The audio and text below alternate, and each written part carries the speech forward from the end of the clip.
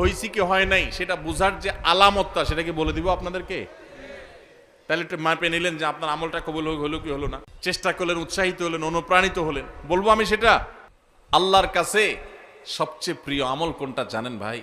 সবচেয়ে পছন্দের আমল ভাইরা আমার, আমরা মাত্রই রমাদান মাস শেষ করলাম। রমজান মাস শেষ হয়েছে, মাত্র কয়েকদিন অতিবাহিত হয়েছে। কিন্তু দুঃখজনক বিষয় হলো রমজান মাস শেষ হতে না হতেই আমাদের মসজিদগুলো, বেশিরভাগ মসজিদগুলো আবারও মুসল্লি শূন্য হয়ে গেছে। রমজান মাস শেষ হতে না হতেই আমাদের অনেকের টুপি ভাঁজ হয়ে পকেটে ঢুকে গেছে। আগামী রমজানের আগ পর্যন্ত সেটা আর ভালোভাবে খুলবে না। রমজান মাস শেষ হতে না হতেই আমাদের অনেকের কোরআনে মাজিদগুলো আমরা বন্ধ করে ওইটাকে গিলাবদ্ধ করে বক্সে তুলে রেখে দিয়েছি। আবার হয়তো এক রমজানের আগে, আগামী রমজানের আগে আর হয়তো অনেকের খোলার তৌফিক নসিব হবে না।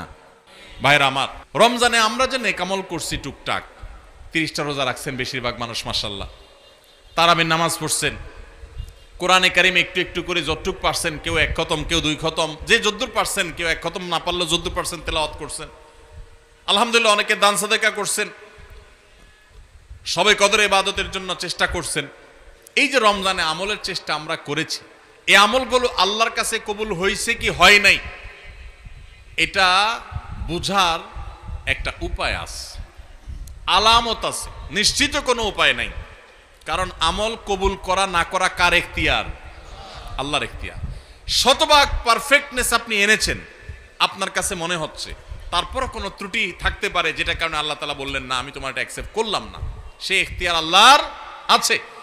কিন্তু আমরা যে নেক আমলগুলো করি এগুলো সম্পর্কে ওলামায়ে কেরাম, অনেক সালাফ, ইসলামের ইতিহাসের সোনার যুগের স্বর্ণ মানবগণ, পূর্বসূরীগণ আমাদের, তাদের উক্তি আছে যে কোন কোন আমলের কবুল হওয়ার ব্যাপারে পূর্বাভাস, আলামত এটা জানা যায়। আলামত দেখে সুধারণা করা যায়। নিশ্চিত কোনো গ্যারান্টি নেই, কবুল হয়েছে কিনা বলার সুযোগ নেই, তবে অনুমান করা যায়, ধারণা করা যায় যে হয়তো আল্লাহ কবুল করেছেন। তাহলে রমজানে আমাদের আমল ইবাদত কবুল হয়েছে কি হয় নাই সেটা বুঝার যে আলামতটা সেটা কি বলে দিব আপনাদেরকে?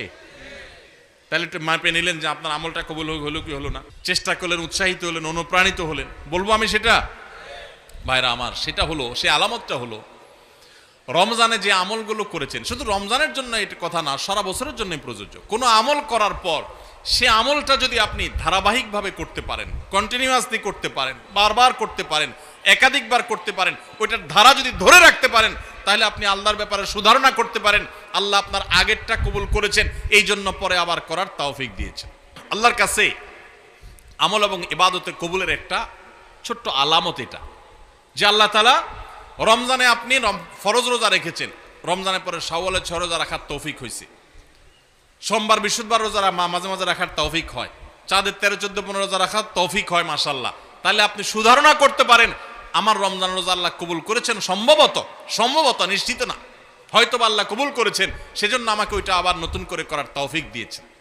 রমজানে আপনি তারাবির নামাজ পড়েছেন, রমজানের বাইরে 5 ওয়াক্ত নামাজ ধরে রাখছেন, তাহাজ্জুদ মাঝে মধ্যে পড়ার চেষ্টা করেন, হিম্মত করেন, নিয়ত করেন, সুধারণা করতে পারেন আল্লাহ হয়তো আমার রমজানেরটা কবুল করেছেন। কারণ আল্লাহর পদ্ধতি হলো কোনো আমল করার পর বান্দা সে আমলটা যদি আল্লাহ অ্যাকসেপ্ট করেন, ওই আমলটা বান্দাকে নিয়মিত করার সুযোগ দেন, তৌফিক দেন। এটা দেখে আন্দাজ করা যায় যে হয়তো আল্লাহ তাআলা আমল কবুল করেছেন।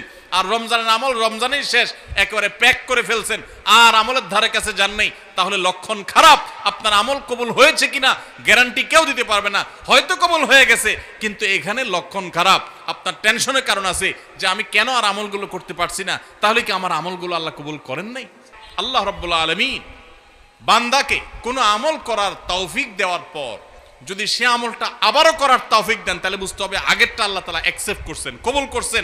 সুধারণা করা যায় আল্লাহ হয়তোবা তাকে নতুন করে আমলের তৌফিক দিয়েছেন, ইঙ্গিত দিচ্ছেন যে বান্দা তোমার আগেরটা কবুল করেছি। এই জন্য ভাইরা, রমজানের কোরআন তেলাওয়াত রমজানের মতো এত বেশি পারেন না, 1 পারা পারেন না, 2 পারা পারেন না, আধা পৃষ্ঠা পড়েন, 1 পৃষ্ঠা পড়েন। এই যে নিয়মিত পড়তেছেন, এটা যদি চেষ্টা করেন আর ধরে রাখতে পারেন, তাহলে সুধারণা করতে পারেন হয়তো আপনার রমজানের আমল, রমজানের তেলাওয়াত আল্লাহ কবুল করেছেন। আমরা রমজানের আমলগুলো রমজানের পরে করার চেষ্টা করব তো ইনশাআল্লাহ। আল্লাহর কাছে সবচেয়ে প্রিয় আমল কোনটা জানেন ভাই? সবচেয়ে পছন্দের আমল হলো আমাদের আল্লাহ সবচেয়ে খুশি হন যদি বান্দা কোনো আমল, কোনো ভালো কাজ কন্টিনিউয়াসলি করে যায়, নিয়মিত করে, এই আমলটা আল্লাহ অনেক পছন্দ করেন। একজনের রমজানে কোরআন এক খতম দিছে, মাশাআল্লাহ, প্রতিদিন এক পারা করে পড়ে 30 দিনে 30 পারা খতম দিয়ে ফেলছে, কিন্তু রমজানের পরে আর উনি কোরআন হাতে ছুঁয়েও ধরেও দেখেন নাই। আরেকজন রমজান ভরে কোরআন খতম দিতে পারেন নাই, প্রতিদিন পড়ছে, মাশাআল্লাহ 2-5 পৃষ্ঠা করে পড়ছে। রমজানের পরেও সে কোরআন পড়ছে, হয়তো রমজানের মতো এত বেশি পড়তে পারে নাই, রমজান ইবাদতের মাস হিসাবে একটু বেশি পড়বে, এটাই স্বাভাবিক। রমজানের পরেও পড়ছে, পরিমাণে ততটা না হোক, অল্প হলেও পড়ছে, 10 আয়াত 5 আয়াত করে পড়ছে, আধা পৃষ্ঠা করে পড়ছে, সারা বছরই একটু একটু করে হলেও পড়ছে। এই পড়াটা আল্লাহর কাছে বেশি প্রিয় রমজানে এক খতম কেন, 5 খতম দেওয়ার চাইতে। কথা বুঝেন নাই?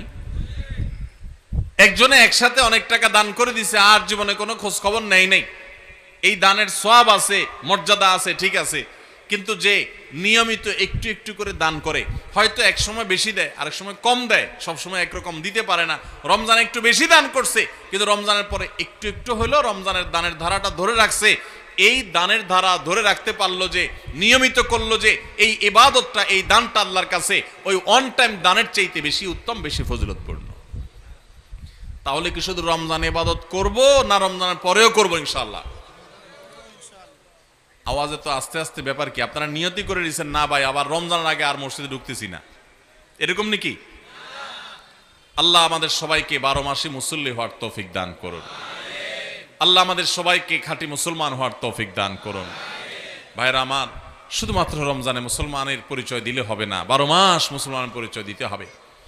আমাদের প্রিয় নবী সাল্লাল্লাহু আলাইহি ওয়াসাল্লাম তিনি রমজান মাসে যেরকম রোজা রাখতেন, রমজানের বাইরেও কিন্তু রোজা রাখতেন। আমরা রোজা বলতে শুধু রমজান মাস বুঝি, রমজান মাসের বাইরে রোজা আছে না নাই? তাহলে রমজানের আমলের চেষ্টা, রমজানের ইবাদত, রমজানের নামাজ, রমজানের রোজা, রমজানের তিলাওয়াত, রমজানের দান সদকা, এগুলো শুধু রমজানেই সীমাবদ্ধ, নাকি রমজানের পরেও করা লাগবে? লাগবে কি লাগবে না? অতএব মসজিদে রমজানের পরে যেতে হবে কি হবে না? সবাই যাবো তো ইনশাআল্লাহ? আল্লাহর ঘরের দিকে যাবো তো ইনশাআল্লাহ? আপনার লাভ, আল্লাহর কোনো ঠেকা নাই ভাই। দেখতে দেখতে জীবনটা শেষ হয়ে যাবে, মালাকুল মউত হাজির হবে, চলে যেতে হবে, আপনি নিজের আমল নিয়ে যাবেন, আপনার কল্যাণ হবে। সবাই করবো তো ইনশাআল্লাহ? আল্লাহ আমাদের সবাইকে আমলের তৌফিক দান করুন। জান না, নামাজ কালাম ছেড়ে দেন। এই প্রসঙ্গে আরবের একজন বড় আলেম, একজন বিখ্যাত স্কলার, তিনি মূল্যবান একটা কথা বলেছেন। কি কথা? তিনি বলেছেন, যারা রমজান মাসের পুজো করে, ইবাদত করে কাকে? রমজান মাসকে। খেয়াল করি আমরা, যারা ইবাদত করে কাকে? রমজান মাস এটা আল্লাহর একটা সৃষ্টি। দিন যেরকম সৃষ্টি, সপ্তাহ যেরকম সৃষ্টি, আপনি আমি যেরকম সৃষ্টি, রমজান মাসটাও আল্লাহর একটা সৃষ্টি। যদি কেউ রমজান মাসের ইবাদত করে, তাহলে তার তো রমজান পরে আর ইবাদত করার দরকার নাই, কারণ রমজান শেষ হয়ে গেছে, সে আর কার ইবাদত করবে? আর যে রমজানের সৃষ্টিকর্তার ইবাদত করে, আল্লাহ সুবহানাহু ওয়া তাআলার ইবাদত করে, তার ইবাদতের ধারা রমজান থাকলেও করবে, রমজান গেলেও চলবে। কারণ রমজান শেষ হয়েছে, কিন্তু রমজানের সৃষ্টিকর্তা তিনি শেষ হন নাই, তার নির্দেশ এখনো শেষ হয় নাই। এই জন্য ভাইরা আমার, মৌসুমি মুসল্লি, মৌসুমি ইবাদত গুজারের দাম আল্লাহর কাছে নাই। আল্লাহর কাছে দাম হলো সেই মুসল্লির, যেই মুসল্লি শুধু সিজনাল মুসল্লি না, যেই মুসল্লি শুধুমাত্র মৌসুমি মুসল্লি না, যে 12 মাসি মুসল্লি, যে আজীবনের মুসল্লি, যে আজীবনের ইবাদত গুজার, আল্লাহর কাছে তার মর্যাদা আছে। মৌসুমি মুসল্লির কোনো মর্যাদা